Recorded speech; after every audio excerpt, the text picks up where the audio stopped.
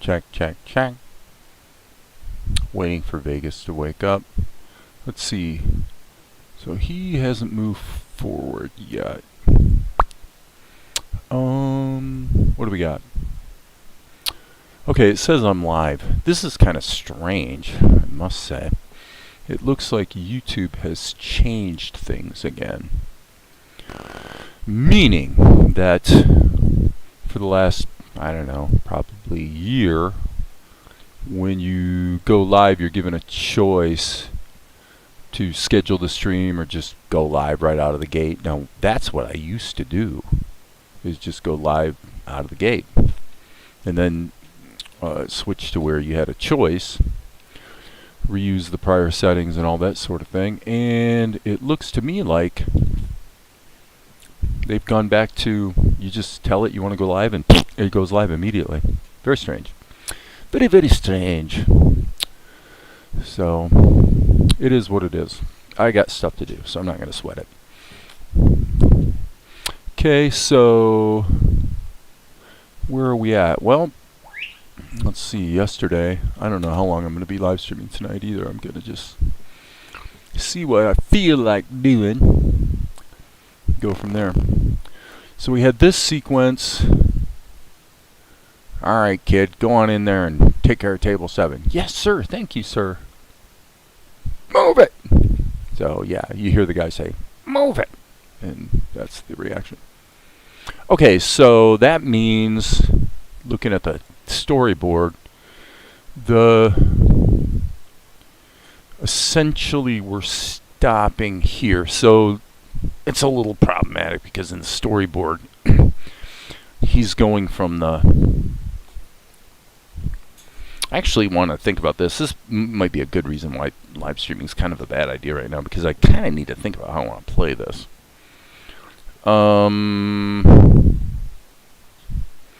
We cut that in. Did we not? Yes, cut that in here. But then the hand comes down. He's like smiling. Move it. So, actually, what I'm thinking is this shot might just be expendable. I don't know. We'll see. We'll see. I may have painted myself into a bit of a corner here. So, what we've got next is Mel goes in. So we could change the storyboard so his hand isn't up like that, obviously. That would probably be the simplest solution. Okay, let's do that. Let's do that, friends. So what I'm going to do is go here and go ahead and move everything downstream. And then come back here to the storyboard. Let's go ahead and say this is the end of our current sequence, and there's the beginning of it. So here we've got this, which would be there, and then probably give him half a second or so to do these two keys. So that might want to be 2 frames actually. No, I think not.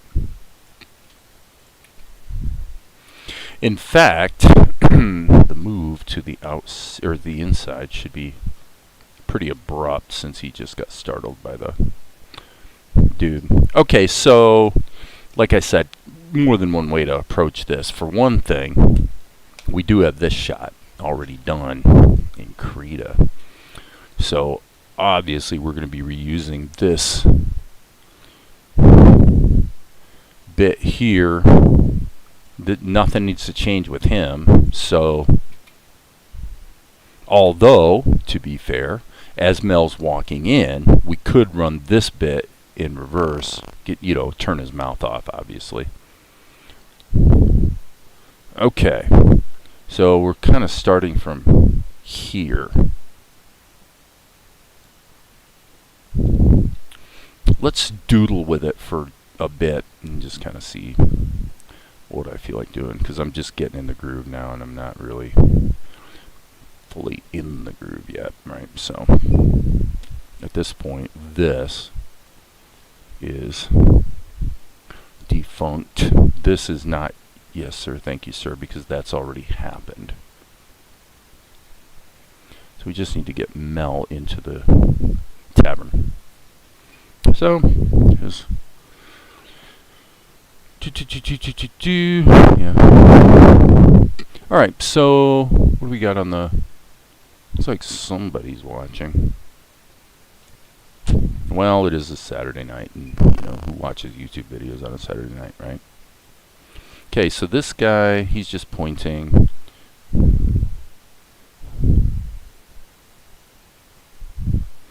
I think it would actually be cool if he said, yes, sir. Okay, so let me think about this. Yeah, that would mean we need one more tween right here. So let's dupe this, or we could, what we could do is just go additive drawing. So he's got to get to there, so he's really wrapping right around that corner. Now let's just get rid of him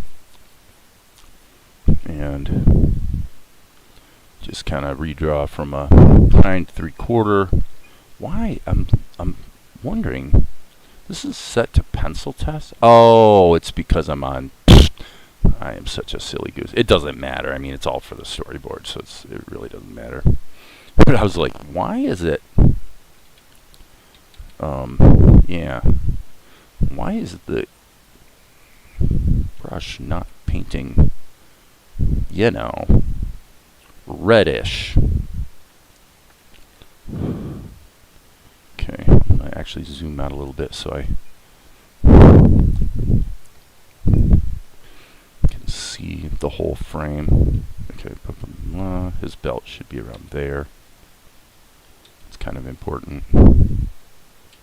I've had more glitches because of costuming mistakes. You can shake a stick at. Yesterday, I drew the tavern keeper with a wristband on this arm and an armband on this one, which of course is wrong. He's got two wristbands. He doesn't have the armbands like Mel has. Well, I'm gonna play the solo animator card and say, you know, there's so much junk you got to keep track of that sometimes you just can't keep track of it all. That's my excuse, friends. Truth is, I have no excuse. That's just sloppiness on my part. Okay, so obviously, I think it's obvious anyway, this bit needs to be a little smaller. Honestly, almost even smaller. I mean, you know, and here probably this could be a little smaller, but basically I think that gets us into the tavern. Okay, so let's go back into draw mode so that we're not, so we're not dealing with looking at what's selected. Okay, so then if he goes in here, we could even do, I suppose, I'll do it this way. Let's hit the D key and just go like that. You know, and this is just for my own enrichment so I can kind of see what's going on. Right? So that's what's happening. Okay, and then this obviously is erroneous. And what happens after that? He's inside. So, okay, fine. So this could be, we could actually just delete these keys. They're not needed.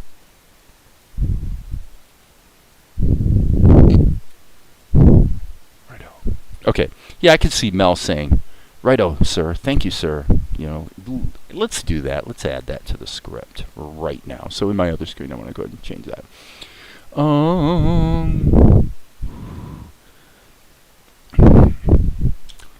So I'm going to just say, whoops. I'm in the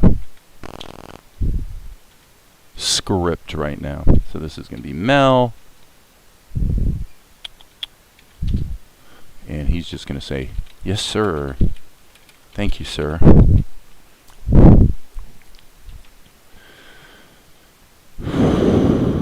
And then once he wraps around there, we'll repeat this bit here in reverse.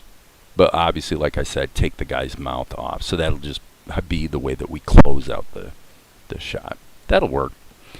All right, so having said that, the problem we're going to potentially run into, of course, is that I don't know for sure that the spacing on this wall is exactly accurate. So what we may have to do is, here in Krita, we might have to actually split this background and move the wall a little bit to make the shot work, and then obviously put it in front of, once Mel gets over here, the wall has to be obviously in front of him instead of behind him. So, well, that's one of the things you bump into every once in a while with 2D animation, is the scenario where you've got something that's both in front of and behind the character in terms of the 2D, or I should say really the Z-axis plane that we're, you know, working with. So, okay, cool. Back to work. Hey, Chizyapo. Chizyapo. So, yeah, tonight's just grunt work, grunt work, grunt work. I may take a little break and go get me a Saturday evening martini, frankly.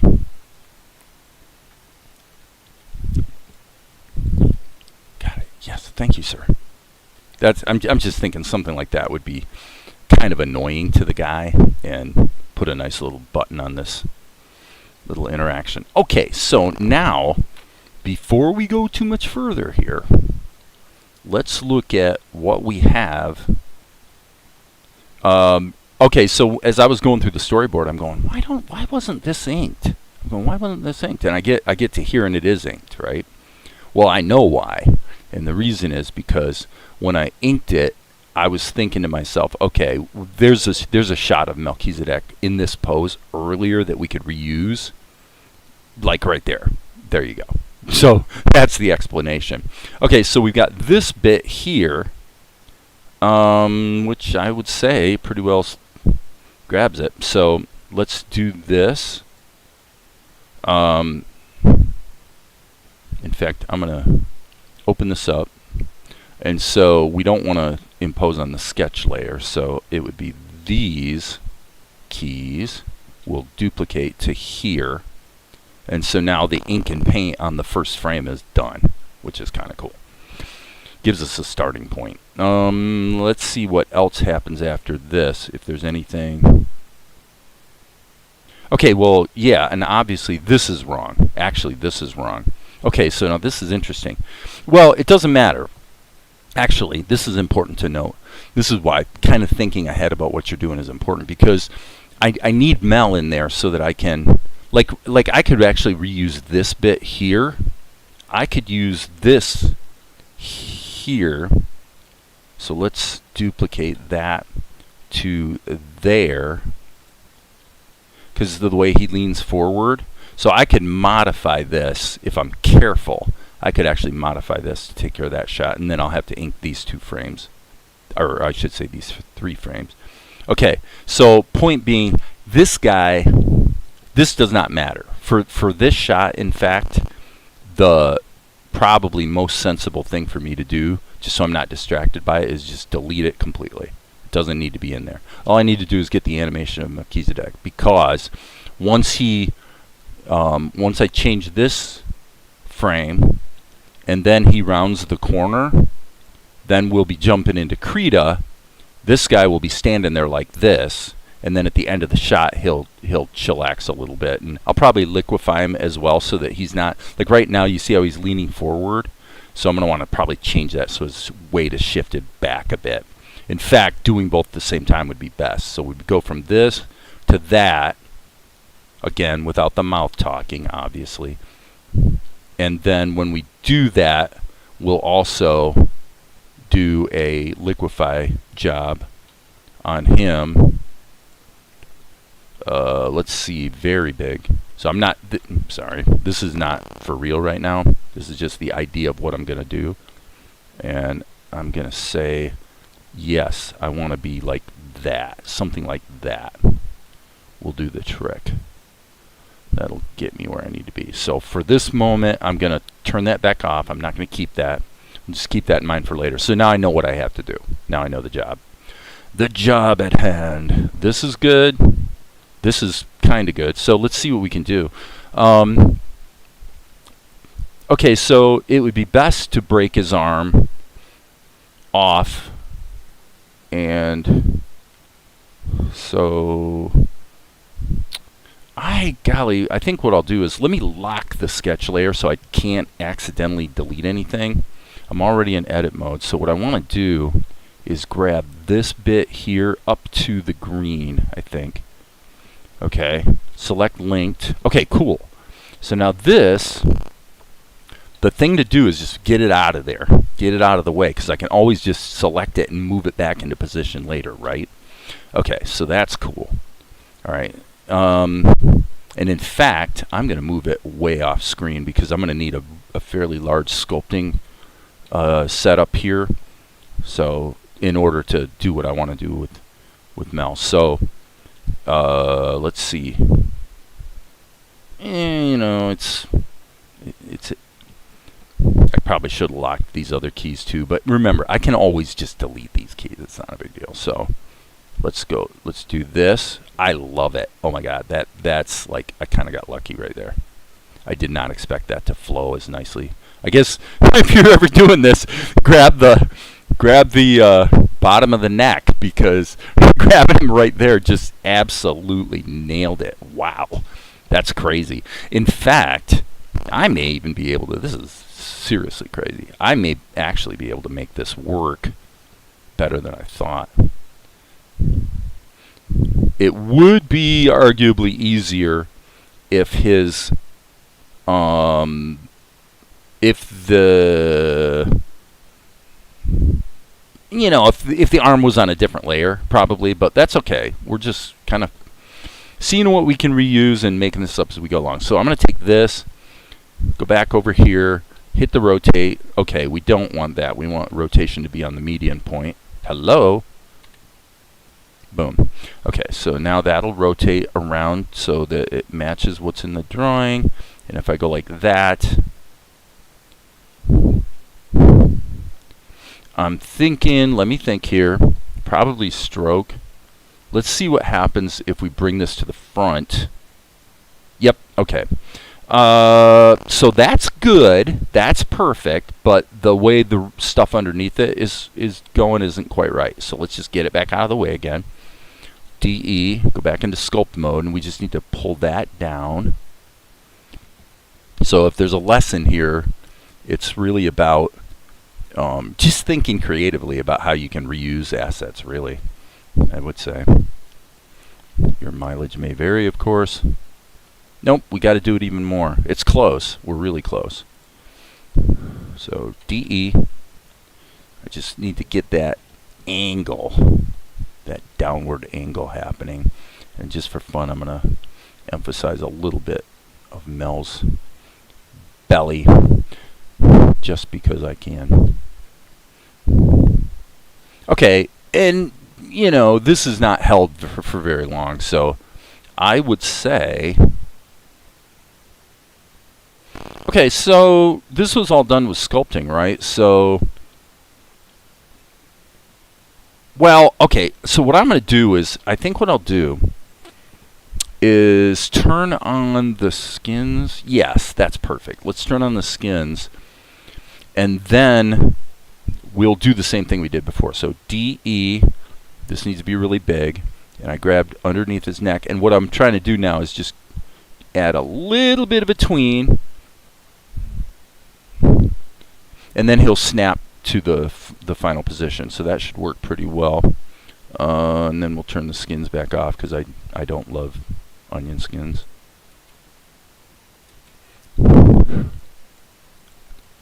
Thank you, sir. Thank you, sir. Okay, perfect. All right, so now all we got to do is ink 2 frames and the whole shots. You know, there's a little bit of mechanics that have to be dealt with over in Krita, but basically the shot's getting close to done already, which is just insane. Okay, so what we want to do is let's go to charcoal ink. Let's go make sure we are on the material, not the vertex paint mode. Let's go to the lines layer. For now, it would probably be prudent to solo that layer. And inky time. Okay, so now that I'm here and doing this, okay, I've got the pencil. I've been thinking about this for a bit, so I want to kind of deal with it right now. Most of the shot has been inked, I believe. I can't really remember, but I believe it's been inked with the pencil. And the main difference between the pencil test and the inking is turning off the strength, right? Because if the strength's on, then it's responding to velocity, or not velocity, but pressure. Whereas once I'm inking, I don't want it to. So as far as size and everything, this is cool. The thing I'm not liking, though, and it's kind of been bugging me, is I want a little post-smoothing. So let me just look at this for a minute. The active smoothing right now is set at 0. Obviously, I don't really want to permanently change my pencil, but for now, let's just try this. Okay, so post-processing, we could do post-processing smoothing, but that's actually already happening. So I think the answer is here. Let's go ahead and, I don't know, let's kick the input samples and active smooth way the hell up and just see what happens. Golly, that's not better. That's almost worse. Yeah, I'm not very impressed with that. Oh, I know why. Because this shouldn't be. You don't want more samples, because if it has more, if it has more samples, it's got more resolution. If it has more resolution, that actually runs counter to the smoothing operation. Now, admittedly, it's a little blocky looking, let's say, but this is at least going by just. So all I had to do was turn the active smooth from 0 to 1. So if I kind of remember that when I'm inking, I think I'm pretty much home free. What I don't like, and is actually weirding me out a bit, is why are we getting this? Okay, because of the pressure. I'm going to say, no, this isn't going to work. No, that's not going to work. And, golly, let's try 6. I don't know. I mean, I really want it to be like a, yes, there we go. I want it to be like a technical drawing pen, where it's just, you just get one size and there's no pressure or anything like that, right? Pressure meaning pressure sensitivity. That's pretty good. Those are good clean lines. Am I in the camera view? Let me see. Okay.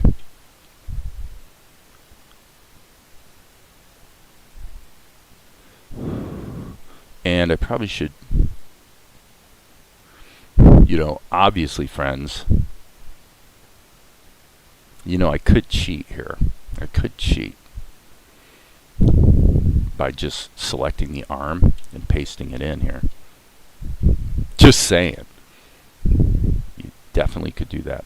So the only reason I'm even thinking about that is because I do kind of need to know where the wristband falls. So I'm going to pull out here and just it's probably be somewhere in there. Yeah, I mean, I guess I got it pretty close to right. Cool. Cool. It is so fun making a cartoon. That just needs to be closed so it'll fill. Making cartoons. Yeah, I mean, it's pretty much, kind of decided it's really what I want to do for the rest of my life if I can make it fly. Just because it's fun, it's like pretty chillax, pretty creative, pretty true to, my general inclinations. And I know that's a lot to ask, to be able to do what you want. Okay, I'm going to just do, well, golly, I probably should, let me redo that. I really should put the band in. So he's got the shoulder, and then got to have that little smidgen of green right there. Okay, so there's that. And then this is the back of his head. We don't need to sweat it too much. Just Have it convincingly look like a head of cauliflower, and you know you've got Melchizedek. That's pretty much the whole story. Okay. Keep going. Yep. Okay. This, I'm going to go ahead and squeeze this down. And when I need to see more, I'll just hit Control Space Bar and expand it. So what I'm doing now is I'm saying, okay, we don't want him to kind of look like he's going downhill, obviously. So, and then what we're going to have to do is, honestly, we should just go, we should actually extend this over here, because and then close it, because you know this is going to be covered with the wall, so having some sense of what the anatomy actually is there is probably not the worst thing ever. So there's that. See, and that's wrong, but I'm just going to sculpt it. Hit the F key, and what we want to do is just get these lined up a little better. Okay, now that was not supposed to happen.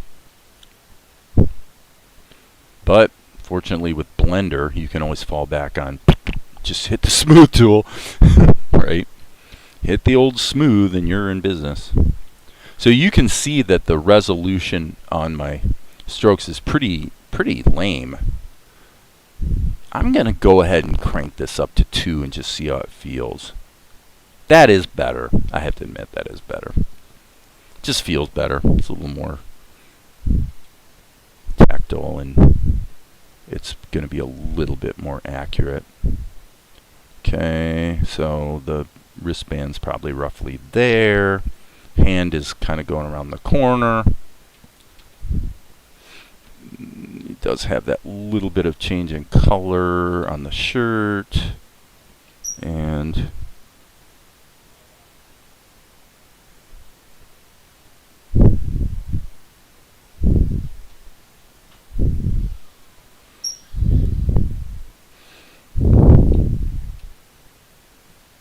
okay, so we'll just erase that. Pop that in. And again, not totally happy with it, but oops, undo. That's what sculpting is for. I have to admit, I've been flying pretty fast lately and have not been doing a lot of screen flipping, which is not the advice I would give to someone else. I would always be saying flip your screen frequently. What's going on, babe? Oh, looking for evidence of mice. We have... There's a mouse in the house. And I tell you, I have a lot of respect for this mouse. If you've ever seen the movie Mouse Hunt, you know what I'm talking about. This mouse is a resourceful mouse. He is no dummy, I must say. Some mice, you know, set a trap, they're done. This one, he seems to have some experience and knows what a mouse trap is and how to avoid it. So, okay, so now what I'm going to do is cheat. So I'm going to hit the X key, get rid of that keyframe, go here, and then let's just see if we can do it this way. He's kind of stepping down a little bit, but okay, I mean, is that going to play? I'm not really sure, but I think it probably will. Blop. And then he's gone. I mean, come on, right? So, in fact, if you wanted to really sink it, take it home, you'd give him one more. Oh boy, for some reason the mouse seems to be I better use my stylus and not my mouse, because that's whack. Oh my god. Okay. Let's just hit undo a bunch of times. Okay, so what is happening is I'm moving the mouse, and then when I let go, it seems to be wanting to decide that I moved it even a little bit more after I let go, even though I didn't. So I guess I need to just move a little more slowly, maybe? This is obviously funky, but I'm totally cognizant that, look, he's going around the corner. This is literally on the screen for 1 frame, right? So this is going to be boop, gone. You know, it's not like something we have to agonize over. We just want to have it be, you know, flow nicely, right? When I mean, you're only going to see this edge right here on the screen. Okay, that I don't like, although, God, I have to admit, if it was in color, it might be okay. I should probably do the fills and then decide if it needs another tween. If it does, no big deal, put another tween in. So, right there we go. Okay, so now, what are we going to do? We're going to go D key. We're going to go into fill mode. We're going to go into vertex paint mode with the vertex colors, which means we've got a material dedicated to fill operations, and then we're already set on the Melchizidek palette. Get it? So, fill. I just hit the F key, which is obviously not what you do in Blender. I can't help it, man. I'm jumping between programs. I need to... Okay, wait a minute. Stop everything. I made a mistake. I'm in the wrong layer. Aren't I? Boop, boop. Okay. Now things are starting to be a little more sane. Boop, boop. Seriously? How is there a leak? Can't be a leak there. Come on. That's insane. So, I don't sweat these little deals too much. On the last scene, on the last shot I did, I actually went in with Krita and used this. This is a very handy tool in the latest couple versions of Krita, where if anybody's wondering if you can do fill operations that are like a lasso thing instead of a click and fill, you can, but it's a separate tool in Krita. So this is a relatively recent addition to Krita, but it allows you to just lasso in a region, and it seems pretty darn smart about filling what you intended to fill. So kudos to the Krita devs on that particular point. Okay, so let's just keep going forward. We'll, I guess, get all the flesh tones in, and then we'll come back and hit the other colors. Bearing in mind that we're not sweating the anatomy too much. This all goes by really fast, and then and most of his body is actually covered by the wall at this point. So, little mistake there. Little mistake. I need to turn that off so that we're not doing additive drawing. And I see I've got a mistake. I'll tell you what, we're going to cheat the mistake because, as I say, actually this probably won't be seen anyway for the reasons I just explained. So what I'm going to do is I'm going to go like that and just hand paint it. And I'm pretty sure this doesn't even appear on screen, so I don't even know why I'm messing with it. But poof, poof. Now we work backwards. Same thing here. I already know this is not going to be seen, so it doesn't need to be colored with this flesh tone. Okay, okay. So let's just double check if I'm kind of correct. Yeah. So that's fine. We'll make it work, friends. We'll make it work. Purple for the hair, light blue for the collar, I guess you'd say. Yeah, and so I've been real loosey-goosey about, do I do the, like, filling in these stray pixels, do I do it in Blender or do I do it in Krita? Normally I've been doing it in Krita just because it's quicker. It's actually a little quicker and easier, so, but no big deal either way. There's that. Oops. Looks like we did not switch colors. Okay, now that, by the way, friends, that's the first time I've seen that happen, where I actually...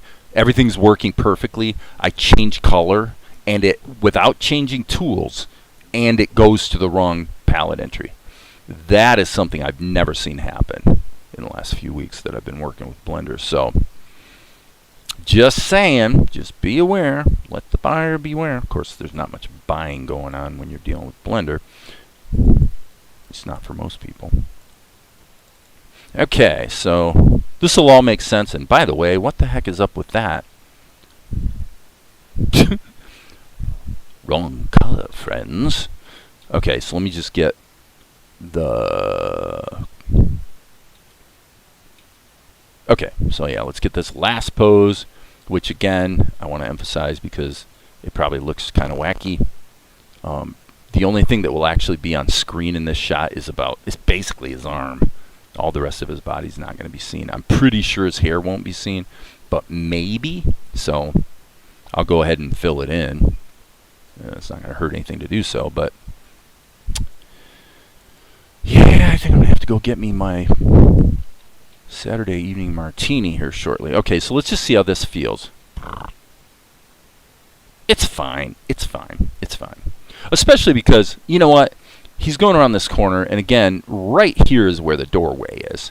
So if it's not feeling totally smooth like when he makes this transition, in Krita I can always use Liquify to stretch him a little bit and just make the tweens feel smoother. So anyway, having done all that, I'm just going to pick a color that's kind of dark and pretty neutral, and that's pretty much what I've been using for Mel's belt. I mean, okay, if you wanted to be strict about it, what I could do right now is just sample this color, and then it gets added to my palette, so then I'm not being a total doofus. I can in fact make the color actually be the correct color, so why not, right? Okay. All right. Hey Ross. Animates. We are animates, aren't we? Okay. And just for the record, I'll probably add a blink right there. So he's leaning into it. Thank you, sir. Thank you, sir. Kind of thing. So looking at the flow here, I'm clicking back on Vegas and waiting for Vegas to wake up. Okay, so let's go back to we'll go to, okay, that's the flashback, so let's go from after the flashback. I've been serving food my entire life. All right, kid, go take care of table 7. Thank you, sir. I'll get right on it or something. Move it! Okay, so that's what we're moving into right now. That's what we're animating. So here's how we're going to do it. We're going to go to the, oh gosh, what is the hotkey? There it is, the hotkey for the RAM disk. And delete everything. Go to Blender and just Control F12. Let's just render it. We'll add the shadows in Krita. I don't care about that right now. I'm more concerned about the layout with the, okay, well, let's stop there. That's really way too long. But I think I'll live with it. Okay, so let's go to Krita.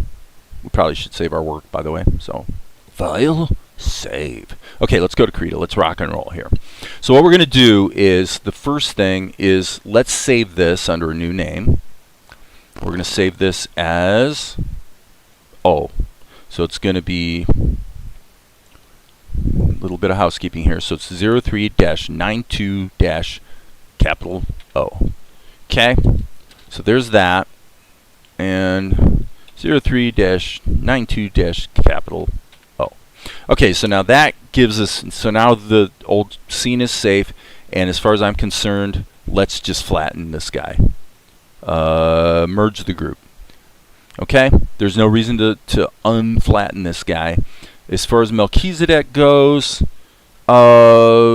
you know, these layers will be needed. I actually just kind of shot myself in the foot a little bit. Let me undo that. Before I do this, I'm going to delete the mouth layer because, well, his mouth's going to be closed through this whole shot. Okay, so now here's Melchizedek, and whoop, gone. Okay, and then file, let's import the animation frames, and we will just figure it out. We're obviously going to have some clunking around to deal with the wall, with the background. So for my purposes right now,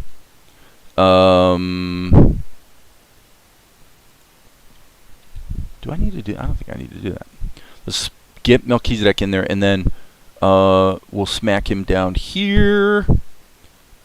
Let me see. Okay, yes. I forgot about that. So he had a transform mask on him earlier. That doesn't matter right now, though. We can always add the transform mask. The reason the transform mask was in there to just move him back this way. Why fiddle with it? After all, we know that we're going to be cutting the background and putting it in front of him anyway. So let's deal with that. So this should be flattened. That layer is flattened. That's going to take a second because this image right here is like huge. It's like massive. It's like 4,000 pixels square. So let's get that flattened. Give it a minute to flatten because Krita doesn't really realize that all those extra pixels aren't going to be required. So if we were to, let's say, well, hit the A key. Well, maybe I'm wrong. Okay, I'm wrong. When it flattened it, it actually cropped it to the frame as well. So I didn't expect it to do that. Groovy. So what do we do next? Let's deal with the background. So what we're going to do is duplicate it. And this will, here's how it works. Actually, wait a second. Why is it showing all of that? I'm going to just double check here. So let's go image, trim to image size. Just to make sure. Okay. Now this thumbnail will actually look correct, I expect. Okay, so we're putting this up above the people, right? And then what we're going to do, very simply, is erase everything except this wall right here. Okay, so this is an animated keyframe though, so just word to the wise. So I'm just going to trim this like so and delete that. Okay, so now when Mel goes around the corner, he will disappear behind the wall, and then we can use the transform mask to just dial in that motion so that he flows behind the wall correctly. For now, we'll turn this off because basically what's going to happen is this. Once Mel goes around, well, yeah, once Mel goes around this corner, basically he's disappeared. And so, yeah, that looks fine. That looks fine. So we don't need to worry about that yet. All right, so we got Melchizedek in there. And if we're not going to deal with the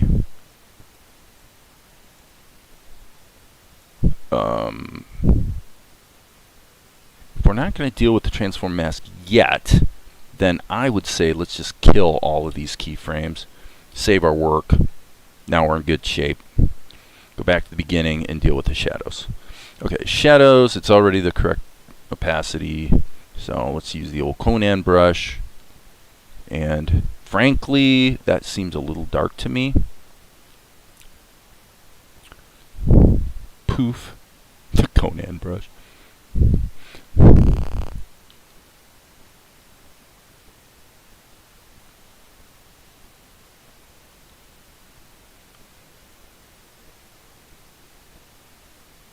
Hit the F key and see if we get lucky. Well, we got lucky-ish. Whoops, B key. Alright, so there's that. I think I actually forgot this on the other shot, but it doesn't matter. It's cool. Okay. Are we good? I think we're good. Alright, so now... okay, so you might be going, where are all my keyframes? It's because when you import animation frames, Krita, unfortunately, does not pin them to the timeline. So we'll just call that Mel. And anything going on here? Your volume's much better than it has been recently. Yeah, I mean, I think it was Tom that pointed it out yesterday, and I went into the settings, and somehow the I think Zoom did it, to tell you the truth. I think Zoom did it, and it bumped my recording level from 100 to 70. So it's like, seriously? Why would you do that? Okay, now, here's the thing. Well, I was gonna talk about the interaction with the wall, but actually that's even pointless right now. It would be worth noting, and by the way, the Tavern Keeper also should be glued to the timeline. Alright, what I'm going to do is take the Tavern Keeper's keyframes and reverse them. Okay, so that means at the beginning, he is in this. That one can be gotten rid of. He's in that pose. Then this would be way, way, way downstream here. After Mel goes around the corner, after Mel's gone, the guy finally relaxes and puts his arm down. And then what I said earlier I was going to do is, on these two tween frames, let's hit the... honestly, we probably could do it this way. Let's put the anchor at the bottom of the wing dinger and go like that. Just do it that way. Probably that will do the trick. Okay. So, yeah, perfect. That was easy enough. Again, save our work. Okay, so let's get the rest of Mel's shadows done. He does have some dialogue in this shot. And so, let's... Okay, so there's only one... Well, I guess there's 2 frames that could be deleted. Okay. See, that's the problem. That time I hit shift and Krita did select them, but the problem is it made it a selection, so now when I hit the right arrow it thinks I want to loop, which is pretty dumb, but there it is. Okay, so we will try liquefy on the shadows. And if I get away with it, why, I guess I got away with it. Here, obviously not going to fly. So let's go to the B key and just start painting.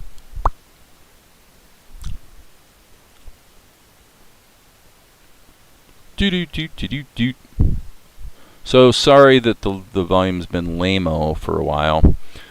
Basically nobody mentioned it to me until the other day, and then when I looked into it, it was like a pretty quick fix actually. So let's just do that, with the caveat that obviously there should probably be a little bit of shadow back here as well. Maybe even emphasize the wrinkles. Okay, so I'm going to look for the next keyframe for Mel. Again, I may add some blinks or whatever, so let's get rid of those keyframes. They're not necessary. Those are good. And then everything from here on out is just wasting space. Get rid of it. Okay, so now we just have to add the rest of the shadows. Put the transform mask on Mel so that he goes behind the wall, and then we'll set a keyframe on the wall so that this wall here is invisible until Mel steps behind it. So basically this keyframe right here should probably be here-ish. There, of course, that should be a blank keyframe. And I can double check that that worked like that. So what would happen is something that is like that. Get it? Okay, so then it's no harm to go ahead and put the transform mask on Mel, but you don't want to do that when you're still painting because you'll literally be painting in the wrong place. Okay, that's the Mel layer. I'm supposed to be on the shadow layer, silly. Okay, let's just gotta remember my hotkeys here. I've been in Blender too much lately.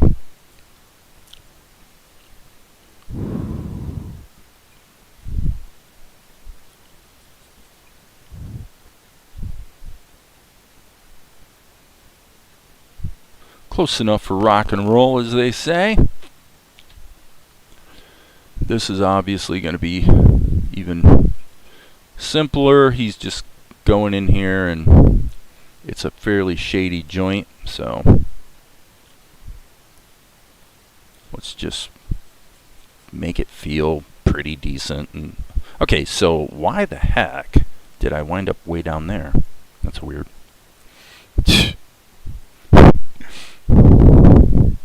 Krita, Krita, Krita.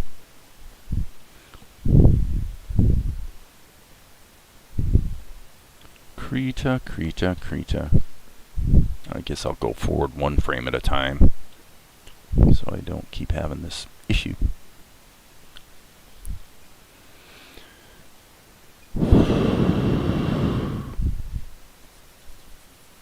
Something like that. Feels pretty good.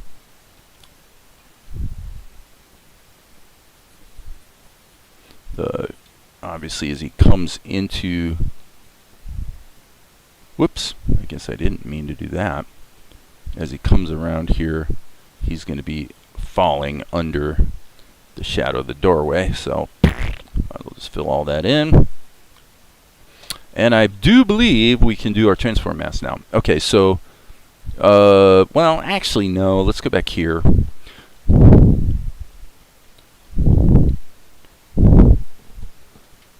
Bless you, sir. Thank you, sir. Okay, and I'm thinking of something right now that I'm going to want to do with him. We'll just do a little poke, because here's the thing. I don't want to get ahead of myself. Once he gets into the tavern, this is actually a money shot. I love this shot, and I don't want to waste it. So let's do this. We'll go to here and hit the tilde key and just hit insert a keyframe so it inserts it on all channels. Okay, stop. Undo that. All channels except that one. Okay, so he gets in here. He comes in, kind of looking around. There's the table. There's table 7. It pans down, and he realizes that Tobias and Vespa are at the table he's supposed to serve. It's like, oh no. So what do I do? And behind him, the tavern keeper's like, go on, that's the one, right? So I love that, so I don't want to waste it. In other words, over here, it would be tempting if I wasn't thinking about what's coming later to have a little bit of an animation here on the guy.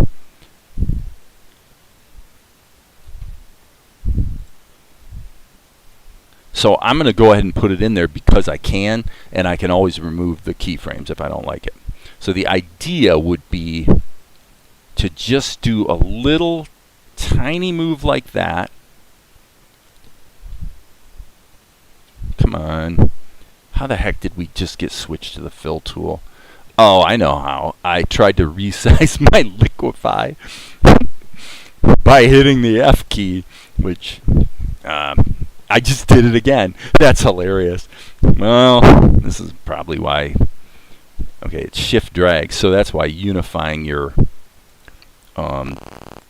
key, your hotkeys might not be the worst idea ever. Okay, let me just see if that works. I mean, it's okay. That I don't mind. If it's really quick, I don't mind. Because remember, Melchizedek's going to be about a foot to the left of where he is here. So we'll leave that in there for now. If I decide later I want to change my mind, that's fine. So let's go to the mouth layer. And okay, it looks like that mouth is baked into the stuff. So it's going to have to be... Well, I guess I don't need to erase it because once he starts getting in motion, the mouth is gone. So let's go to the B key. And I do believe we're doing this totally anime style. We're definitely treating this whole sequence a little bit tongue-in-cheek, no doubt about it. Okay, and then just to keep it simple, let's just do that, and then this would be that, and then we would go here, and this would be very small. And I'm going to put it in there twice and see if it kind of works. And then of course here, blank keyframe, B key. Okay, you get the idea. So the idea is, bless you, sir. Thank you, sir. Or I'm just thinking, thank you. It doesn't even matter what he says, but the idea is working. That's okay. Cool. So now, there's no time for an eye blink, and I think being wide-eyed like that actually looks cool. So that means, let's take Mel, the whole group, add a transform mask. This is about as simple as it gets. We're going to take this and just shift him over like that. Okay, and we're not animating it or anything. I'm going to look at the prior shot and see if the spacing is roughly the same. Looks like you could kind of see the... I'm going to go ahead and cheat it, though. I'm going to go ahead and put him there. So let's just see. Yeah, so this should be back at least one frame. Okay, we'll see if it plays. Let's give it a shot. It worked. I guess that worked. Anybody want to complain? Okay, so if that's what we're going to do, then these keys can be pulled way back here, because once Mel gets in there, the guy, and then this shot ends basically here. So we'll just do 24 frames. We got so much stuff going on in this sequence that it is a bit of work, because it's I'm not getting very many seconds of show done with each shot, but I did get a lot of leverage here, obviously, very obviously. This now what about this? Okay, so this, which clearly that group is not pinned to the timeline, but what I wanted to look at is this bit here.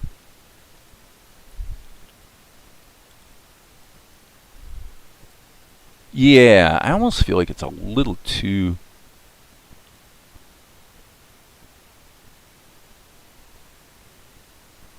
They're still standing out just a little too much. Okay, so this would render to obviously O, not M. And we'll pop it in and see how it feels. Okay, Tom, I agree. Seems like it's too close to his... I can't win. I can't win. Is it going to fade into full shadow? Well, it all goes by so quick. I don't know. No, because no, everything moves too fast here. I get where you guys are going with it, but that's really not... I don't think that's going to make for a very good edit. If it's a fair question though, and I'm glad you ask it, because it's like I said about the guy giving a little extra poke here. The problem is that in isolation, and by the way, I mean to be fair, obviously that to that is a bit of a jump. I could add another key. I could certainly add another keyframe to try to smooth that out, but when I watched it, just viscerally, it's like it flowed perfectly. I mean, it didn't flag me at all. So I'm gonna run with that. So anyway, the point being, once we get to here, Mel goes around the corner, then my attention will be slightly grabbed by this guy, and then bam, we're out of this shot. We're going to be out of this shot, because then it's going to transition immediately to the close-up of Melchizedek, right? That's what we're interested in, right? So I hope you guys, you understand that,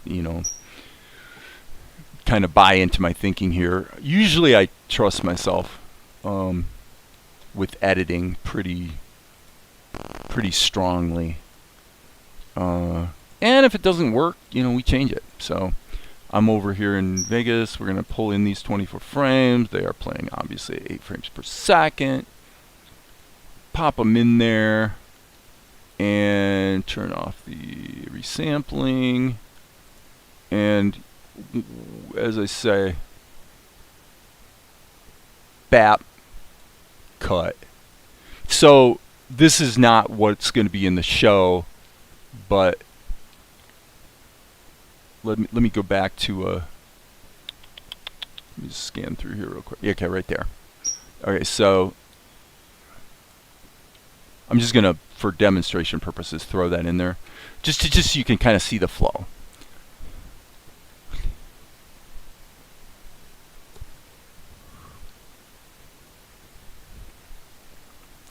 Now, arguably, okay, yeah, so that doesn't really play. Actually, I feel like, you know, Mel disappears the way Mel disappears. So I don't really care about that, but I must say that I actually want to let that go a skosh longer. So I only put this in just to show that it's going to be cutting immediately to close-up of Mel, but as far as I'm concerned, it's way too disconcerting because the background is obviously completely wrong. Okay, Vegas is acting a little strange at the moment. There we go. Let's cut back to here. And I was imagining that his departure would be a change to full silhouette and then possibly fade and scale down.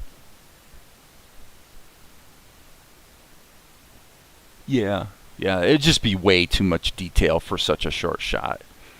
Yeah, you know, would it arguably look a little better? Like, for example, a good example of what you're talking about would be, okay, to do what you're talking about, I'm not going to extend the shot, but what you would do is something like this. You'd grab Mel, and you'd say, well, okay, let's do alpha. Okay? Let's turn down the alpha a little bit, and then what we do is go to this one, and hit Control F twice so that each frame it's getting darker. So that kind of accomplishes what you're talking about. I mean, it does make sense. So now over that shot, did that actually make enough of a difference to really give a rip about it? I would have to argue no, but admittedly it does make sense to do, right? Because when you look at it in slow motion, you know, definitely makes sense. Okay, now one question I do have, however, is should I, since this frame here is being lost completely, so just for kicks and giggles, I'm going to pull this back to there. Okay, and then I'm going to go, let me see, from here to here. I'm going to hit Control F again. Oops, I need to hit Control F on the correct layer. Oh, come on. Control F, people. All right. So now, okay.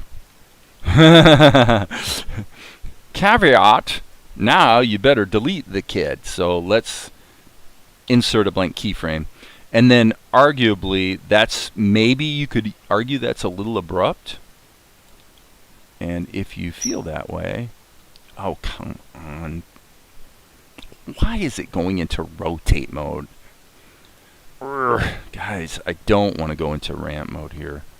You know me. It's like, how does Krita manage to be as dumb as possible? Yeah, that's what I'm talking about. That's perfect. For a modestly budgeted cartoon, what you just saw was perfect. Right. Okay, cool. So I'm going to re-render that. And, of course, that will update in Vegas, and on we go. I think the wall looks thicker this way. Previously, it was like he stepped around a thin panel. Yeah. Yeah, I am not going to sweat that one. What, the actual wall? have to remember, we have to go back here kind of a ways. You know, it's basically about 8-10 inches thick, I think, from what I can see. Yeah, like that. Yeah, I mean, maybe a foot. That certainly doesn't look like a thin panel. So I'm not sure where you saw that. Where did you see something that led you to say that it's thin, or are you referring to the way he goes around the corner? That maybe kind of makes it seem like the wall's not very thick. I wouldn't, if that's the argument though, I would disagree. To me, it's like, A, it doesn't really matter, and B, if he was going in and left, you know, I think he probably covers enough territory there to get around that wall. I don't know, that's just all opinion, so we're splitting hairs in a big way, which I don't usually do in the process of working on this, but since you brought it up, I'm sort of indulging the matter. Okay, so the only thing that's bugging me a bit still is that tangent right there. That's a pretty big coincidence. So I'm going to put Mel there and call it good. And now back to work. Yeah, the edge. Okay. Right on. All right, so there's that. We'll save our work. Time is at 6:08. Hey Dave, you could jig either Mel or the bartender so that when Mel brings up his hands to the prayer position, it doesn't look like he's clipping the bartender's finger. Well, I just changed the transform mask for that very reason. You know, so that yeah, because tangents are one of the cardinal sins. Cardinal sin of animation is tangents. So, all right, let's get out of there. Get our bearings here. Okay, so that's the end of that sequence. So we're going here, and this is quite a bit of stuff. So I guess I'll stretch this back up so I can see what I'm doing.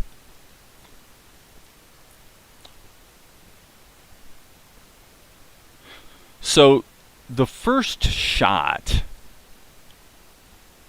would probably be, this would actually be a two-shot where there would be 1 or 2 frames ahead of this where his head's a little smaller. So it feels like, because we're trying to continue that motion, right, of walking around the doorway and coming to a stop. So just mentioning that because it's just something that I'm going to want to do. Okay, so for now, since I love this sequence, what the heck happens there? Apparently a whole lot of nothing. So, yeah, I guess we'll do it that way. I'm going to hit the, oop, that doesn't work. I need to go here. Hit the square bracket, move, stop, undo. Got to turn, or unlock, I should say, the sketch layer. Okay, cool. So nothing's out of whack. So G key, we're just going to get this downstream. And so we'll go to 1130 and hit Control End. And then go back to 1300, hit Control Home. So now that's the range we're operating in. So let's put this on the first frame. And for completeness, should I specifically do what I just said I would do? Probably should. What I'll do is, let's just do it this way. This is obviously going to be at the ink and paint stage that it really matters, but what I'm going to do is just go like that. Obviously having a little bit of his body in there wouldn't be like the worst thing ever. Let's hit the D key and then just tween that. So the shot will open with that. And that little bit right there is all it takes to convince the viewer that he's flowing into the environment and he comes to a stop. So,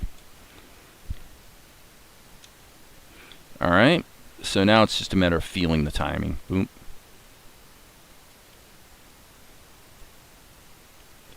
And we want it to have a bit of a rhythm. You might think it's kind of egregious to have everything sort of spaced evenly, but I gotta say, after as many years as I've been doing this, usually that's the best thing, because you want your edit and you want your show and your action to have a rhythm to it.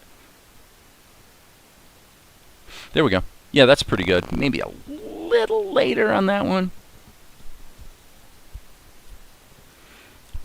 Cool. Then he sees the number 7. Okay, so let me think about this for a half second. The only thing we need to probably ink and paint fully is this shot. And then we'll be changing the eyes, eyebrows, and mouth. So in this case, we will want to put Melchizedek's eyebrows, and not the eyes in the sense of the whites of the eyes, but the pupils. So the pupils, I'm just going to do it right now. I might as well. We do not want to be in vertex color mode. We want to be in charcoal ink mode. Go back to painting with our pencil. We kind of already made some adjustments here, and it was working. So let's go here. And you know, the one downside with the whole smoothing business that keeps your strokes from being so wiggly is that it's hard to do. The exact thing I'm doing right now is actually kind of hard to do, because you can see how it's chasing. The smoothing sort of chases the mouse, you know. But at actual show size, obviously that will look fine. Okay, so now to be specific, I'm going to hit the G key and shift and just flow this around until it feels right to me. I think that's probably okay. Okay, so we got that. I say let's put his eyebrows on their own layer too. We might as well plan ahead, right? Okay, that was not exactly gorgeous. Let's do that one more time. Okay, and then we're going to go into edit mode and cheat. We're going to grab this. We're going to go Shift D. SX -1 means scale on the x-axis, a complete flip. Okay, so yes, we will have the color for the eyebrows baked into the eyebrows layer. Mouth, as long as we're here, whoops, we might as well do it. Put it in there, and we're good to go on that. So now we can go to the lines layer and actually get the rest of his ink in there. And then what we'll do is we'll copy that keyframe back 2 frames to shrink him back down again. So, but we only actually have to draw it once, obviously. That's a little, let's go to front view. Okay, yeah. Boy, I'm glad I did that. F key. It is true, if I can be patient, which I'm often not, I must admit, just doing sculpting judiciously while I'm drawing does tend to be a bit of a win, I must say. Like, you know, that right there, is that, like, perfect? You know, I don't know. You know, bouncing between the D key and the E key in Blender, it's pretty much, it's kind of the big selling point, actually, with doing ink and paint and the stuff in Blender, is really, what is the word? Almost like tactile. It's like it's a tactile experience. Once you know your hotkeys, it all just kind of flows. I mean, to me, with animation tools, that's the whole point. That's what you're trying to achieve with your tools, and the reason why I used to complain so much about Krita is because it just feels like the sweet spot where it kind of works intuitively and does what you want it to do is like right there. You can taste it, but you can't quite have it sometimes. Blender comes close. It really does. Okay, so now this is another example of what I'm talking about. I'm trying to keep my eyes open to see the context, right? See, I'm trying to look at the whole head, not just what I'm drawing, because otherwise you lose context and then it ends up being out of balance or whatever. That looks pretty good though. Okay, the other thing you can do in Blender is, if you want to take the time, go into edit mode. I tend to either use the lasso like this, or, okay, respect the mouse, you stupid thing. Okay, or tweak. I never use the circle and I never use the box. So if I hit the W key, okay, now the key to this, no pun intended, the key to what I'm about to show is this setting right here. Connected only. This is the key. And it's this right here is something that also puts Blender head and shoulders above a lot of other programs, although I suspect, if Amar's here, he could tell me, I suspect Clip Studio Paint works this way too. But what it does is you put this in tweak mode, and you can literally just grab this and move it. And it doesn't affect any strokes other than the stroke you grabbed because of that setting right there, connected only. It's only going to affect the connected points. And for doing quick and dirty cleanup, I mean, holy cow. That's pretty intuitive. And it's probably a useful step for anyone, anytime, because you're going to have fewer leaks when you go to do the fill operations. And frankly, this is more fun than doing fill operations and bumping into leaks, which you will kind of a lot. So, yeah, it's worth taking a couple minutes to just tighten things up, make sure the shapes are closed. Okay, so on the lines layer, I need to go back into draw mode because I need to, boop, get the man's neck in there. Is that too thick? Seems about right. Didn't draw his eyes though, so let's put that in there. Back to the E key. That's what I'm talking about. You know, throw it in there and then, okay, so now I'm going to say this probably something like that. And then what I'm going to do is hit L key to select linked. Actually, before I do that, I'm going to grab this little point right here and make a little adjustment. Okay, L key, Shift D, same thing I did before, scale on the X to -1. And the only reason I'm doing this is so that I give him two eye shapes that are actually the same shape. Now, obviously, this needs to be angled because well, his head is angled. That's why. But you guys already knew that. Okay, so obviously we don't have a closed shape, so we'll have to attend to that when we do the fill operations. But I think we're good. So, is there any reason to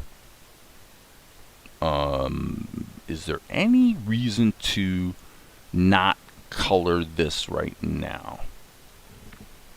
Not really. Although, actually, now that I'm thinking about it, you know what I should do? Let's go back to the D key. Let's go ahead and put this in here. Because I have a suspicion when I go back in time and shrink him, this is going to appear on screen and give me a problem. So let's go to we'll just kind of smooth that out like that.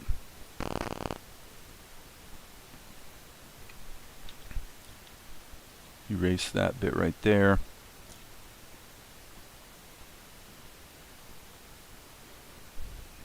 And then maybe put a little Adam's apple indication. So this obviously should be filled. Okay, that way we won't run into problems when he shrinks a bit. Okay, so we're in the fills layer, and by the way, I just made a mistake. Wait, did I or didn't I? I guess I didn't. I thought I did, but I didn't. I thought I was drawing in the fill layer, but fortunately I was not. So, okay, so what do we do? Well, step 1, back to vertex colors. Step 2, okay. Just so you guys know, this whole shot got inked in vertex paint mode. So I'm kind of lucky because the color that it was set to is almost exactly the charcoal ink color. So I'm going to run with it and not cry about it this time. Oh, the things I do, people. And look at there, it just did it again. Blast you, Blender. Even you, even my beloved Blender is not bug-free. Okay, so let's just put a little, let's see if this works.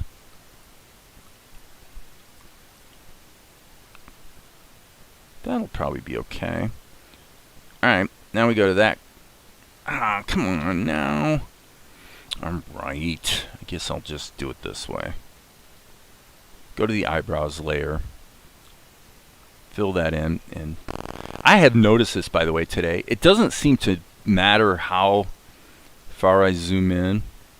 I find this very strange. Maybe it's because this is it's probably an artifact of the fact that this might be a straight line. Like, I don't know how many vertices there are right there. Okay, now that, okay, well, forget everything I just said. How many times does that happen around here? Whatever I start to say is going to be problematic, and then after it's been problematic 50 times in a row, when I go to tell you guys it's problematic, it actually works. So there you go. No point complaining about it. It's a good thing. All right, so let's go back to the fills, and there we go. And let's do the green, and let's do the purple, and we're not going to sweat the little artifacts. We'll fill them in here in half a second to kind of make everything look better. So I'm going to grab this, and what I'm going to do is, I guess we're in draw strokes in back mode, so that should clean up the erroneous pixels, although to be honest, this probably could stand to be done just a little bit better.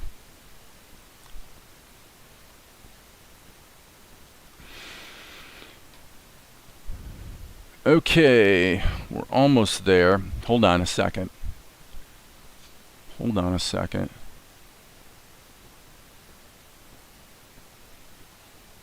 This might be a dyslexia moment, friends. I gotta check this. If it is, I'm gonna ignore it. I'm gonna leave it, and I'm gonna leave it for other people to discover the problem. It looks like I got it right, actually. I'm flipped in my head over whether the main part of the shirt or the trim of the shirt is lighter. But everywhere I've done it, the collar and the trim is the lighter color. So that's what we're going with. Okay. Oh, come on, Blender. This is, I tell you, I mean, this is the kind of thing that if it happens too many times, it starts to be a problem. Okay, so the greater problem we have is that it may well turn out that these lines are not dark enough. And if that happens,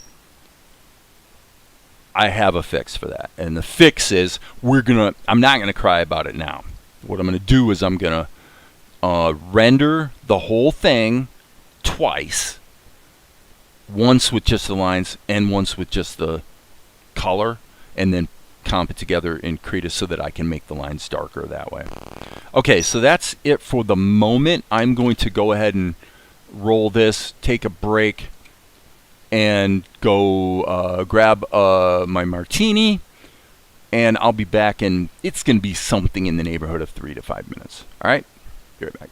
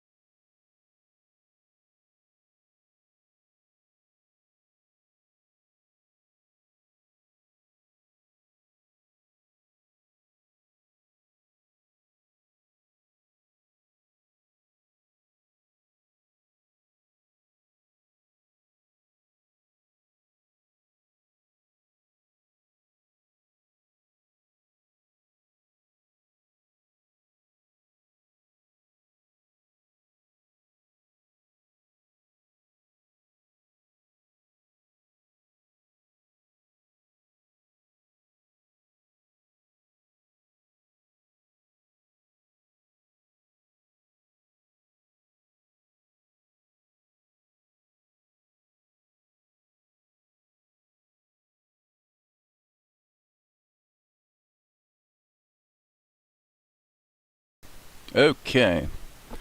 So, hey guys, is my microphone okay now? I kind of tilted it up so it's kind of closer to my nose than my mouth.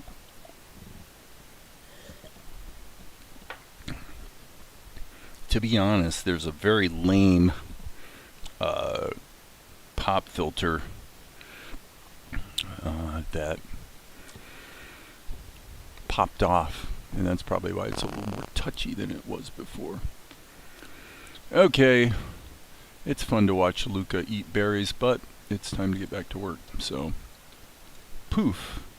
Good mic so far. Okay, cool.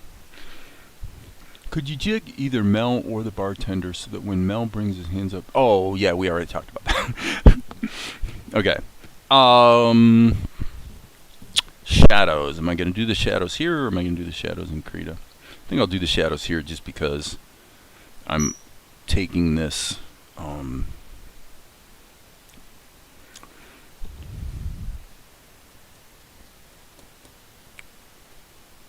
I'm thinking...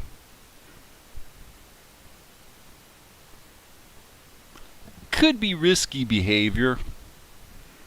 I tell you what, let's do it this way. Let's do this. I know what to do. I should stop chimping on this and do it correctly. So what I'm going to do is I'm going to switch to charcoal ink mode. So this is a demonstration of what to do when you got yourself in the pickle that I got myself in here. Here's what the answer is. Let's turn off the eyebrows, turn off the eyes, which are really the pupils. Here's what we're going to do. We're on the first frame, so there's no hurry here, right? So I'm going to hit the tab key and select all. And then what I'm going to do is assign these strokes to the correct material. Why I didn't think about that, a few minutes ago, I'm not sure.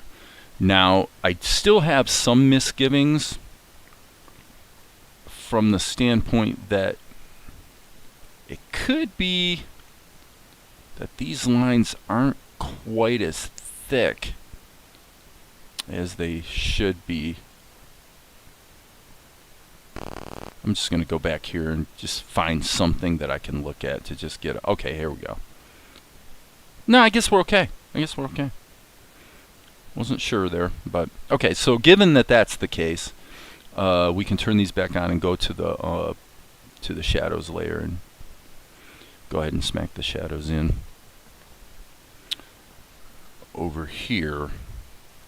So we are in material mode, so we want shadow filled and obviously a brush, not the fill tool, and we'll just go ahead and add them in here and trust to God and luck that everything's going to look okay.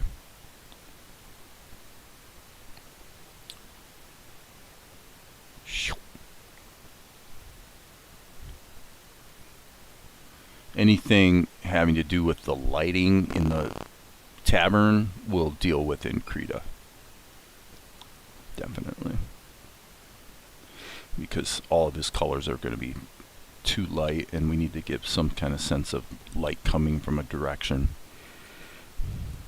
Okay, and then just for, since we're here, it'd probably be smart to take the fills layer,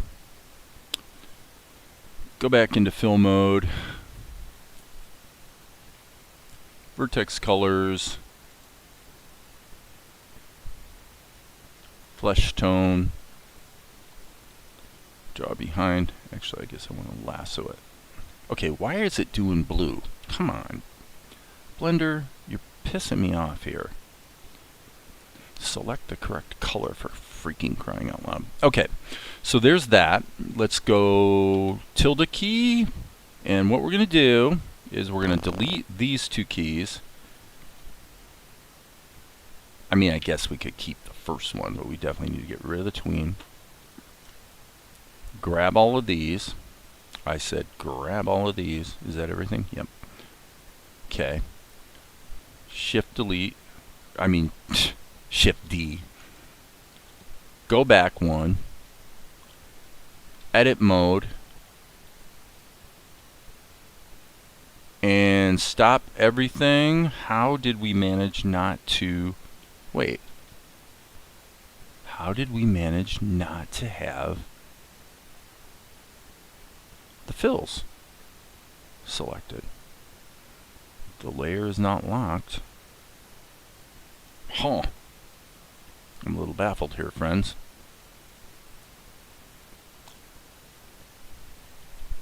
Seriously.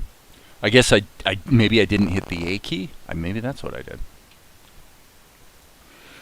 Okay. I'm gonna assume that was the deal.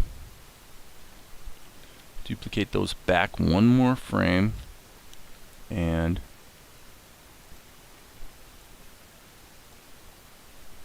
back to draw mode. Cool, that works. Alright, we're good. We can move forward. Okay, so the sketch layer should be awakened again.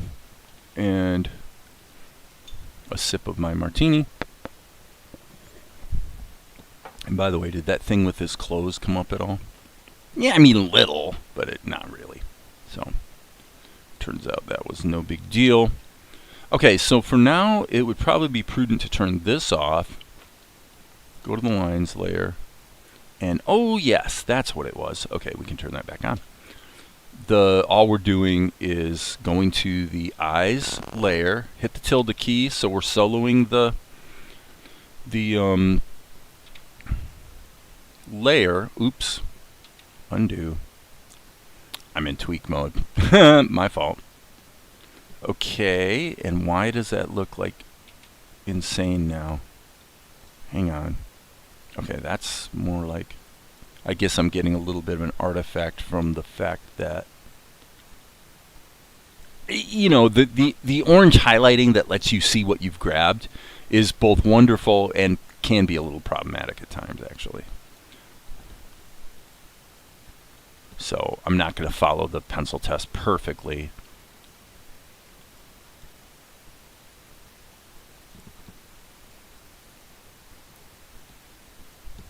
I guess I'll move them a little bit. Okay, so. Cool. All right, so since we're fiddling with, you know, characterization at the moment, let's go into draw mode and then into sculpt mode. And once we get here, let's deal with everything that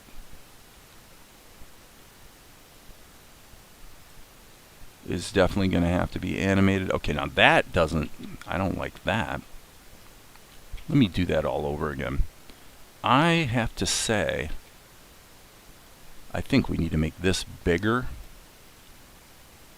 Yeah, so we just kind of move everything as a unit more. And then if we want to go in and add a little bit of a bend, that's okay.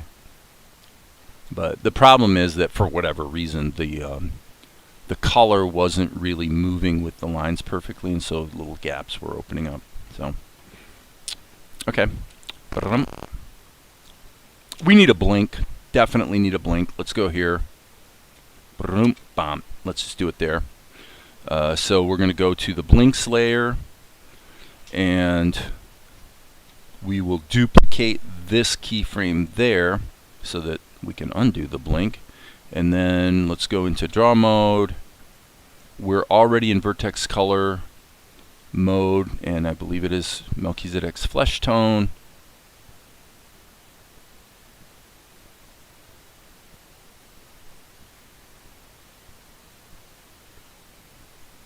So there's that.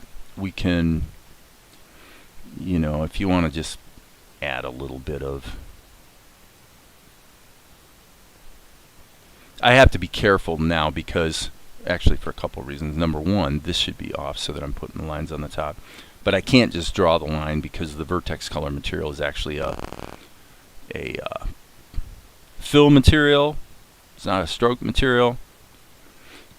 So if I just draw the line, I'll get that, which obviously is not what we want. So no biggie, no biggie.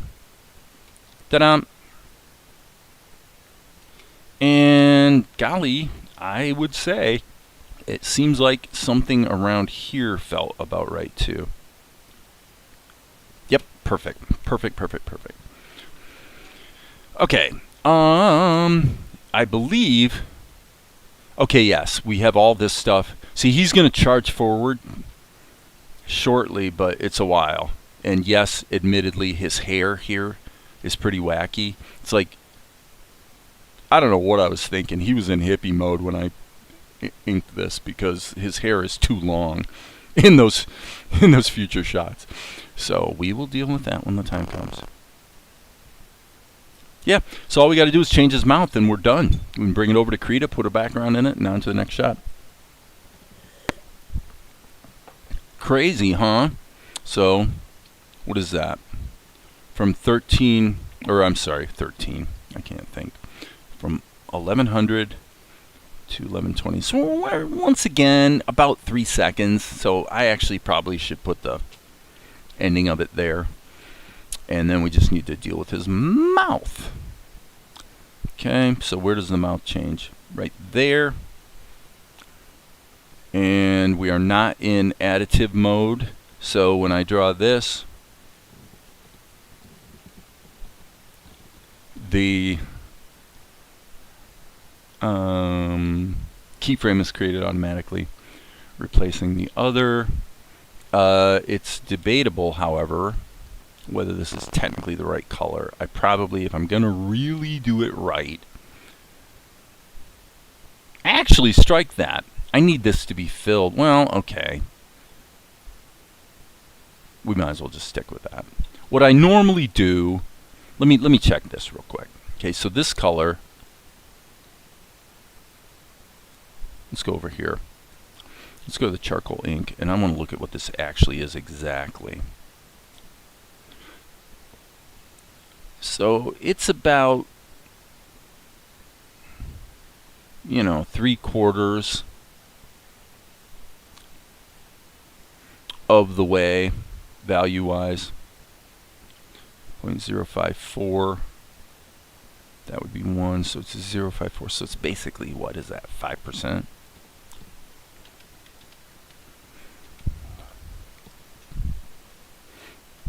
Okay. So anyway, that's neither here nor there. What I was getting at was, let's go back to here because we do want a filled shape, obviously. So let's just do this. This is going to be black. And you see here. Okay, so this wants to be something like that.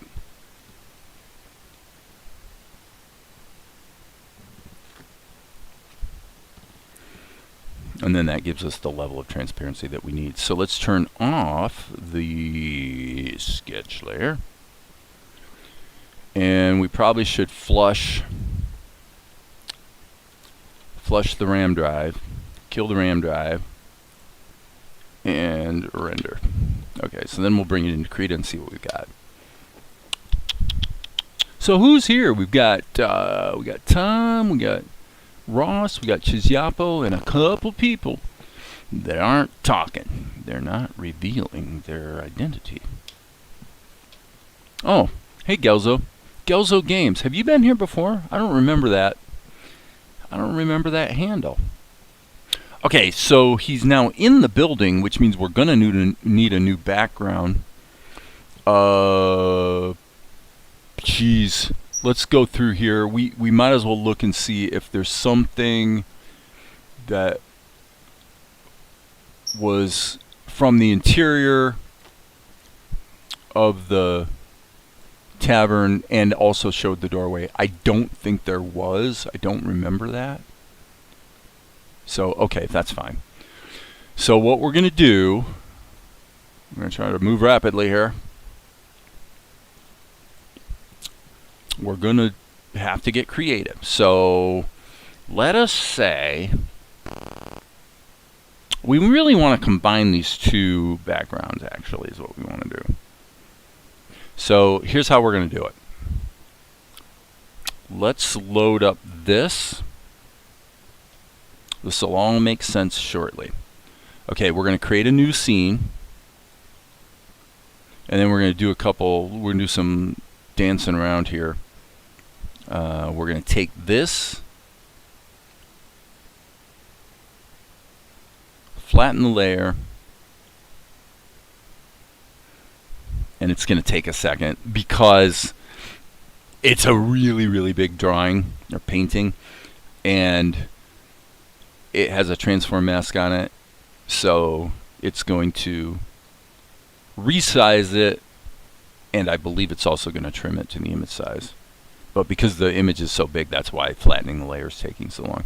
Okay, so this should be probably trimmed to image size, and then let's just copy this layer and put it in here. If we have to resize it later, that's okay. We'll paste that in. Okay, so the idea being actually something probably about like that is what I'm thinking. And then we're going to go hit the S key. See, there was that one shot though. Hang on. I'm gonna go ahead and do this, but there's one shot that I'm remembering that it seems to me was what I'm looking for. Because remember, I found that one shot that had that showed the thickness of the walls, and that's actually the one I want. That's it right there. That's what I want. Perfect. That's it. That's the right background. It's already done for me. Okay, so that was shot 392F. 392F. That's right, because he peeked around there way back when. Okay, so the way I'm doing it is stupid. This is stupid. We don't need to do this. Let's just, we don't need that either. So we just want to open 392F. 392F right there. Let's open that up. And let's use that. We'll just reuse that.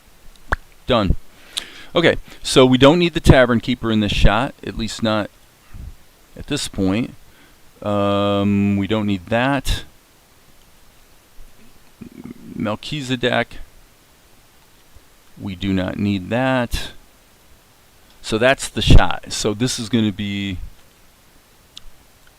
P. I believe this would be P. So file, save as. And this would be, yep, new folder 03.92.p. And I like to use caps in my file names, mainly because it's easier to read.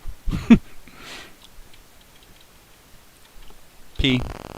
Okay, so we save that, and now we just import the animation frames from the RAM drive. And this should come together pretty quick, I think.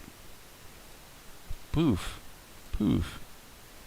So this is already set to 8 frames a second. The clip end 32. That's probably okay, actually. All right. So, okay. So just for those who are purists and are like niggly on details, obviously, in the show, there. Hey, Mikhail, haven't seen you in a while. I don't know where Amar is. Ross P. Okay, so Ross is cheating in that Ross, why?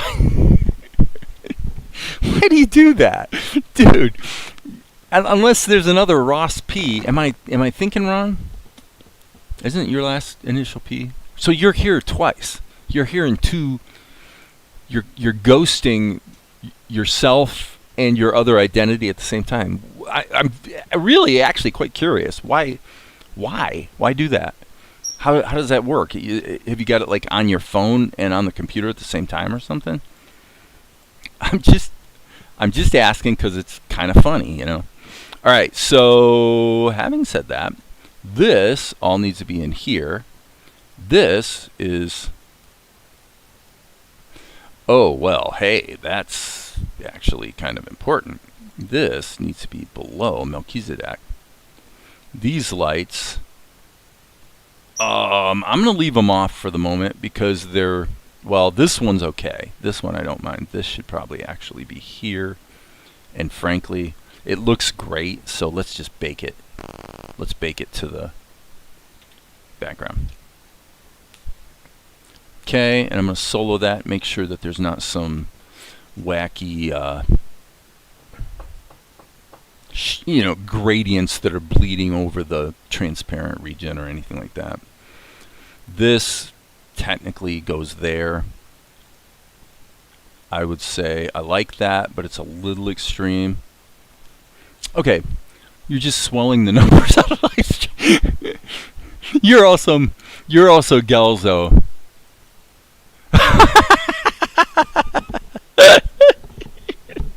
That's awesome. I'm like, it's Saturday night. I'm actually popular. There's actually people here. No. Turns out, completely wrong. You just got good friends who are making it look like you're more popular than you really are. That's hilarious. God, I suck, don't I? I'm such a loser. Okay. Okay, so frame 4. Okay, but he's got these blinks and stuff, so I'm not going to try to clean this out. I'm going to assume this is probably fine just the way it is. Okay, so what do we want to do? I think first and foremost, let's center him up. Just to make it all, make a little more sense. So let's put Mel here. It's not like it's important for... in fact, I'm going to put that here so I can just flatten this layer. Boop. Okay. So now Mel's in the right position. Okay.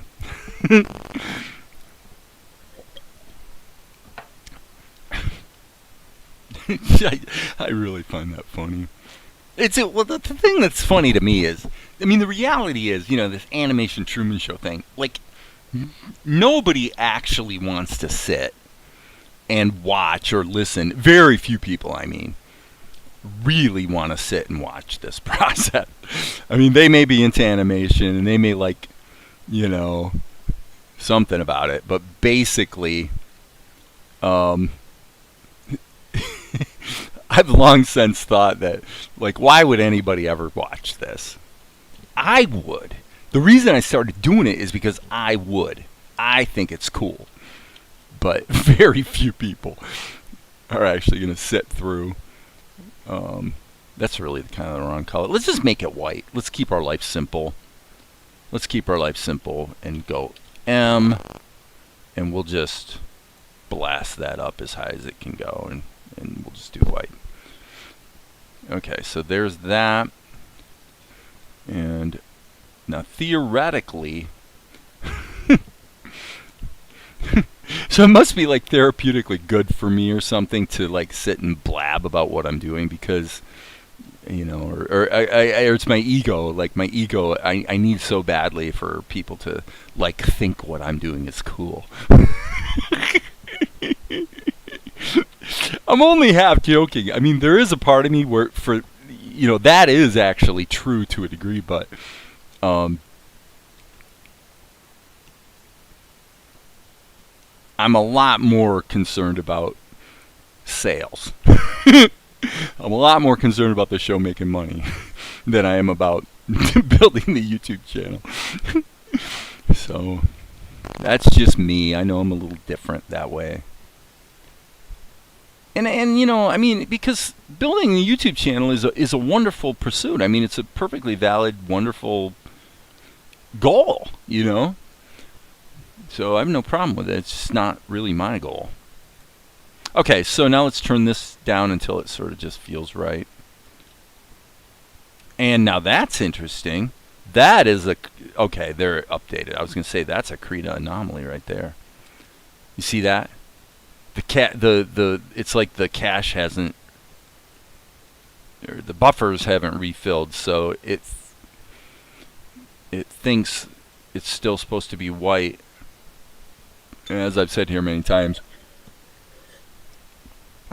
I'll state this as both a criticism and a concession at the same time. The criticism is that the signal flow of the timeline in Krita, in terms of things happening like in the right order when they're supposed to. I have said many times, and I stand by this assessment, Krita is a code mess. And I've done enough coding to know that it's a mess. It's clear that they've got things that are not happening in the right order and don't happen at the right time. However, to be fair, when I was coding my screenplay writing software that I did a couple weekends ago, and it's pretty cool. I mean, I use it every day, and it's definitely, it was well worth doing. If you're wondering what the hell I'm talking about, it's this. So I basically said, I want to have a situation where I can load up any script.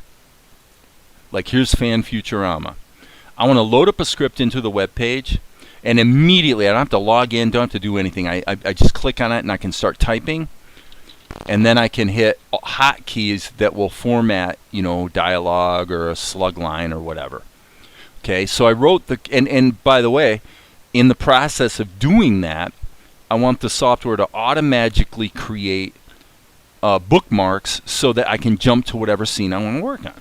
Okay, you guys get it. So I will say, this is the concession part, is that the most difficult thing about that software, and I think it's true with many kinds of software that involve processing of either pixel data like you see here, or words in paragraphs like you saw a moment ago, the hardest thing about it is grokking out the API of your platform, which in this case is in fact the web page. It's the document object model of a web browser. But in any case, the hardest thing to navigate for software like this is the pipeline. Like there's a million things you as a user of this software don't see it, but there's a million things that happen under the hood that have to happen in the right order for the software to work. And the trickiest thing is you have some functionality, which in this case would be, well, you have to make the highlight layer actually appear at this level of opacity, right? And you have to have it appear at that level of opacity on every frame. When I click the individual frames, it does what it's supposed to do, but if I scroll on it, it doesn't. Now that's creepy. That means that the functionality that sets it to the right opacity must be being invoked in two different ways and in two different places in the code. It must be. Otherwise that wouldn't happen, because what should happen is the minute you scroll it, or preferably before, but at worst, when you scroll it, the software should go, okay, right at the moment I do this, at that exact moment, in the software, there's a place in the code where this gets set.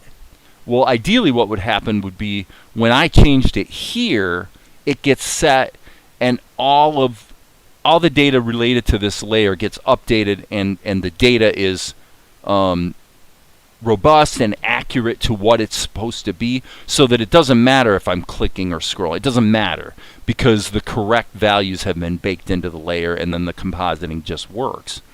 With Krita, that's not true. There's some weird shit going on. There is some weird stuff going on. That right there that you see right there, see how it's all bright and white now? That shouldn't happen. But again, to the credit of the programmers, that is the trickiest damn thing. The trickiest thing is understanding in detail the actual processing pipeline, and then making sure that you have things happen, inject themselves into the pipeline in the right place. It's really quite difficult, actually, especially if the API for the well, of course, in this case it's Qt, but if the API isn't really that well documented, for the simple reason that maybe there aren't that many developers that are actually trying to do something like this with Qt. Now that seems kind of stupid, considering that Krita, Tahoma 2D, and I know Alan Dan's new animation software he's working on, all three of them are built on Qt. So you would think that the processing pipeline would be really documented well. And it could also have something to do with, OpenGL or whatever the the operating system compositing mode is. In other words, what I'm saying is that this little anomaly you're seeing might not actually happen on Linux. Could be that if you run in Linux, it works fine. There's no problem. So it is a burden to figure out all of the specific niggly details you have to keep track of on a system by system basis in order to make the software work. It's a big job. It's a big job. So I do respect what they do. It just can be annoying when it's not really done right. So anyway, back to work here. What's going on over here? Question: What does flattening the layer do in animation? How does it help? Just for cleaner and lighter layers, or something else? If there's any, okay, so you've got, in this case, you have. This would actually be a great example of it. Okay, and so I'll do it right now because I know that this shot looks fine. Okay. If there's any chance at all that I'm going to want to add more keyframes to this layer, or, turn on liquify and move things around or whatever, if there's any chance I'm going to be modifying it, then it would be kind of stupid to bake it down, as it were, or as you say, flattening the layer. The main reason to do it, yes, is it's performance on the one hand, and it's also the fact that once I know this layer has done its job completely, I don't want to think about one more layer in the stack here that I have to remember why it's there and what it's there for, which of course this is the rim light. Okay, so in this case, Control E. What did that do? Well, it took the rim light and baked it into these 3 frames, and because this was the last keyframe of the rim light, that last keyframe will hold over the entire rest of the shot.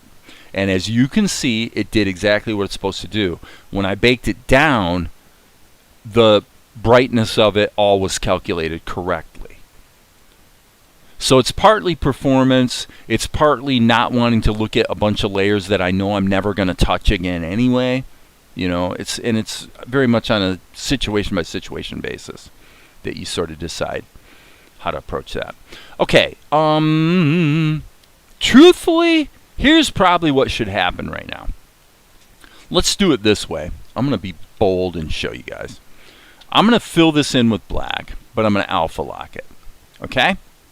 And then I'm going to unsolo the layer. Why am I doing that? Well, and I could do this with a, well, the one thing that is keyframe animatable in Krita is transparency. I'm not going to do it that way. What I'm going to do is I'm going to dial this in like this, about 50%. In fact, let's be specific and make it 50. Then what I'm going to do is here I'm going to Control M and go to the alpha layer and start turning the alpha down. Okay? So let's just go 25%. All right. Okay, I blew it. I just made a mistake. So stop everything, back up a little bit. I forgot to hit Control Insert because obviously we're talking about keyframes. Okay, so now I'm going to go Control M and make it a little more transparent. Okay, and then I'm going to go here. I'm going to hit Control F twice. Well, what did that accomplish? Well, now he walks in, and obviously there's some lights. Okay, the only problem with that is that the lights should probably have some sense of directionality. So what I'm going to do now is I'm going to assume it would be a yellow light. Turn on the old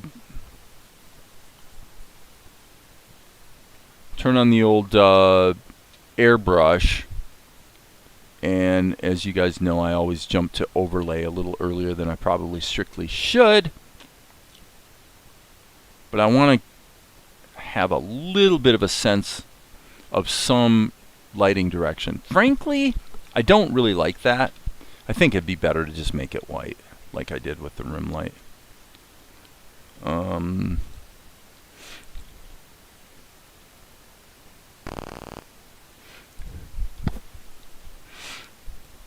So obviously that's a pretty small change there. If we pump it up to the point where you can kind of visually detect it, then maybe that'll be okay. Yeah, that's probably okay. If you turn it off, you get that. Right? Because the idea is that there are, in fact, actually, and by the way, I'm going to redo this. I'm going to redo this. I'm going to just erase it and redo it with white. I don't like the directionality of it. I think what I really want is something that's right down the center, like that. You know, it's like you're stepping into this tavern, and obviously there's some lights on in here, right?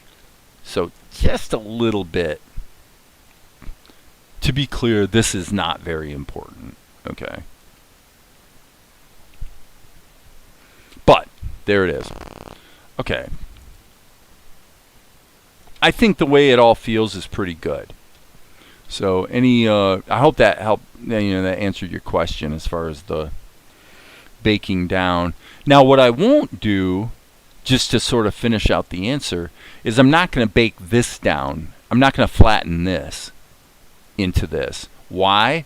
Well, because I might want to reuse this shot later somewhere else.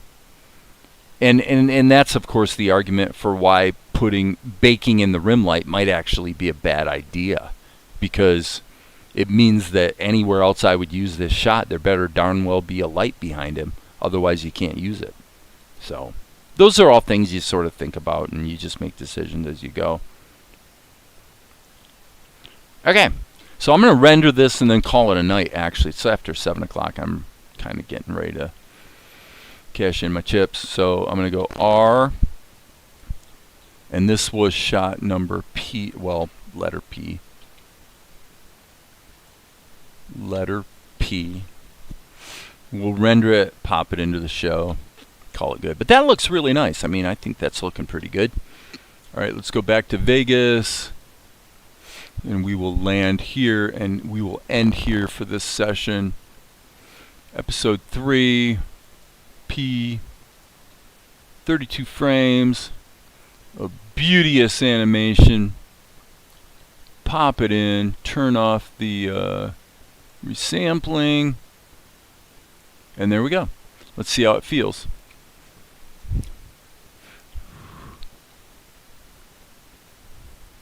Okay, and by the way, one of you probably, if you've got any sense of editing, you probably noticed this. This really should start right here. It should actually start right before he moves. Otherwise, it just kind of doesn't sell. See, there you go. Way better. Way, way, way better. Okay, so now let's look at this. I feel like it's a little dark, actually. I think this is going too far. So the darkening is fine, but the overall level is a little too dark for my taste. So I'm going to re-render it. You guys didn't really see that, but so goes in. That's perfect. Okay, that's it. I'm done. All right, guys, thanks for hanging out. As you guys know, there will be more later.